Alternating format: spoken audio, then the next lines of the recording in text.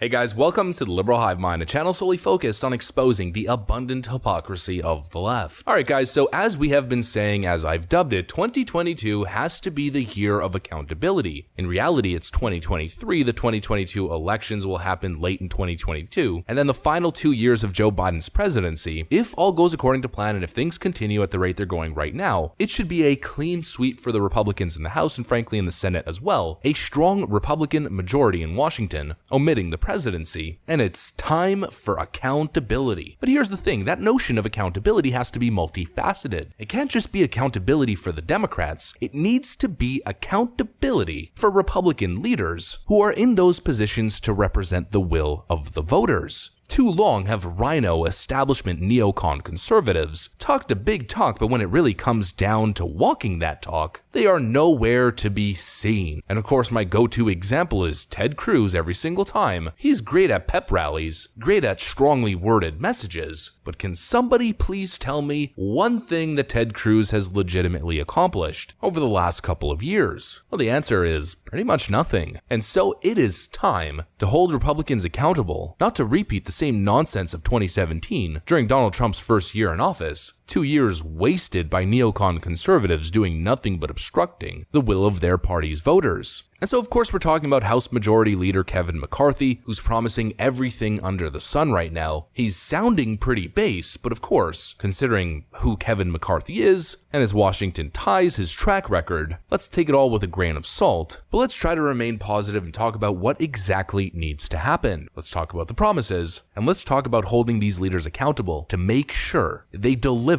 on what they get elected on. But of course, before we get into any of it, please make sure to leave a like, a comment, subscribe, share the video as much as possible, and with that out of the way, let's roll the tape. Alright folks, so Kevin McCarthy is coming in swinging, and for the most part, I like what he's saying. Again, take it with a grain of salt, but I like what he's saying. Exclusive, Kevin McCarthy plans to strip Ilhan Omar off Foreign Affairs, Eric Swalwell and Adam Schiff off Intelligence Committee. The Democrats have created a new thing where they're picking and choosing who could be on committee. Never in the history have you had the majority tell the minority who could be on committee, but this new standard, which these Democrats have voted for.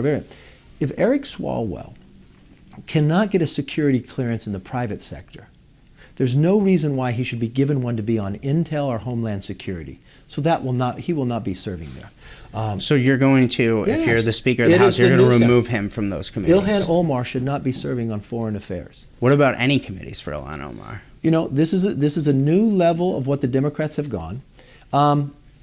You look at Adam Schiff. He should not be serving on Intel when he has openly, knowingly now used a fake dossier, lied to the American public in the process, and doesn't have any ill will, says he wants to continue to do it. And now this is long overdue. Now the Ilhan Omar thing, I mean, just based on her anti-American rhetoric and some of the inflammatory stuff that she says, absolutely she should be stripped of her committee position. But more importantly than Ilhan Omar, Eric Swalwell and Adam Schiff getting booted off the Intelligence Committee is long overdue. Adam Schiff has absolutely no integrity left, and you know, because he acts as if he's got no integrity left to lose. The guy's the most partisan, vile, vindictive, corrosive, political swamp creature I have ever seen. Every single thing. A man who has been pushing conspiracy theories, debunked dossiers, salacious information, uncorroborated, unverified. Knowingly, of course, he knew was all, but a man who did media tours for years pretending as if there was there. More than circumstantial evidence, Adam Schiff, corrupt liar Adam Schiff, should not be anywhere near the Intelligence Committee, let alone the chairman. A man who on 2 occasions falsified evidence on the record on the House floor is the chairman of the Intelligence Committee. That must be rectified immediately, day one. And of course, following with Eric Fang Swalwell, another thing that must be done day one. A guy who was so easily compromised by a literal Chinese spy agent, had a relationship with this individual for multiple years, who knows what information she was able to obtain, has absolutely no place on the Intelligence Committee, let alone a place in the US Congress. And again, the same nonsense. Eric Swalwell being a go-to figure for 4 years pushing Russia conspiracy nonsense. All of it turning out to be totally salacious, false, a political malignant cancer that divided the American public and convinced millions of Americans that their president was a Russian asset, a Manchurian candidate. These people need to go pronto, and Kevin McCarthy needs to make it happen immediately. It's time to rectify the partisanship that has corrupted House committees. I mean, even CNN's Dana Bash admits that to be true. CNN's Dana Bash claims that Kevin McCarthy is right that Democrats have changed the standard to majority deciding who can be on committees. He's right to a certain extent,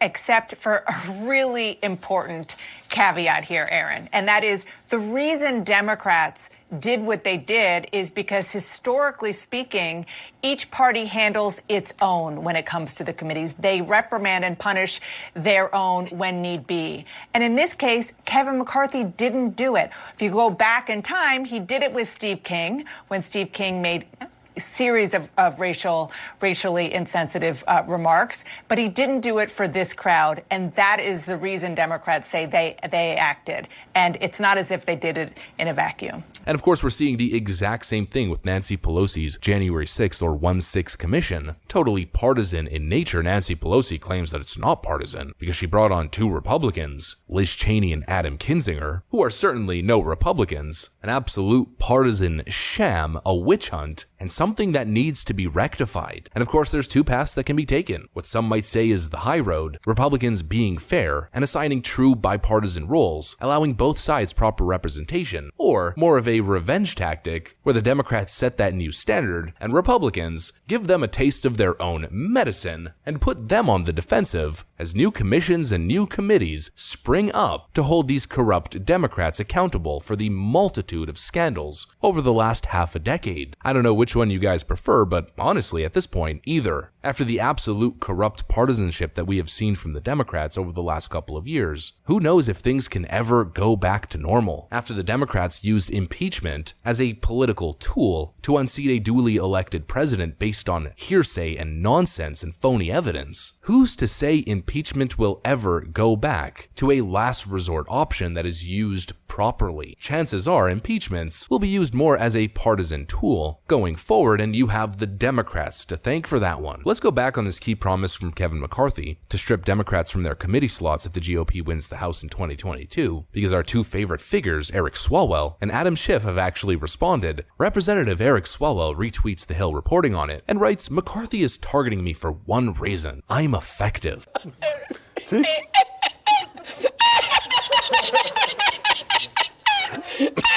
He wants to carry water and sort starbursts for Trump's big lie and not be called out. He's projecting onto me because he's incapable of facing down the Ku Klux Klan elements in his caucus. If he thinks he's silencing me, he's not. And the greatest joke of the year goes to none other than Eric Swalwell, who claims that he's effective, and that's why Eric Swalwell is going after him, not because he's an absolutely corrupt swamp creature who was so easily manipulated and corrupted by a Chinese agent. He claims it's just because he's effective. And let me ask you one thing. Can anybody, and I mean literally anybody, even a Democrat, name a single thing, a single accomplishment that can be directly attributed to Eric Swalwell? The guy is nothing but a political puppet to push partisan talking points, partisan hoaxes, and partisan vitriol, just like claiming there's Ku Klux Klan elements in the Republican caucus. The guy is an absolute joke. Effective. That's the funniest thing I've heard all year. And you'll notice in a lot of my most recent videos, I keep saying it's the whatever I've heard all year, which has a much more literal connotation nowadays, considering 2022 just started, and this is definitely the funniest thing that I have heard all year. Adam Schiff, of course, being the grifter that he is, fundraises off of Breitbart interview with Kevin McCarthy and attacks Kevin McCarthy as being a Trump puppet. That's the only reason he's going after Adam Schiff, despite the fact Adam Schiff is one of the most corrupt people in Washington. And then let's move on to the final thing that Kevin McCarthy promised. And this is probably one of the most important, at least maybe from my personal perspective. I might be a little bit biased, bias. Exclusive, Kevin McCarthy on Big Tech. GOP task forces developing legislative solutions to ensure freedom of speech. Of course, on Big Tech. And now this is something that I am absolutely so sick of, all the empty platitudes and promises. And if Republicans are to get a strong majority in the House and in the Senate, this is something that must be done. Securing basic freedom of expression and protection from the horrible bias from massive tech companies is something that needs to be done immediately. The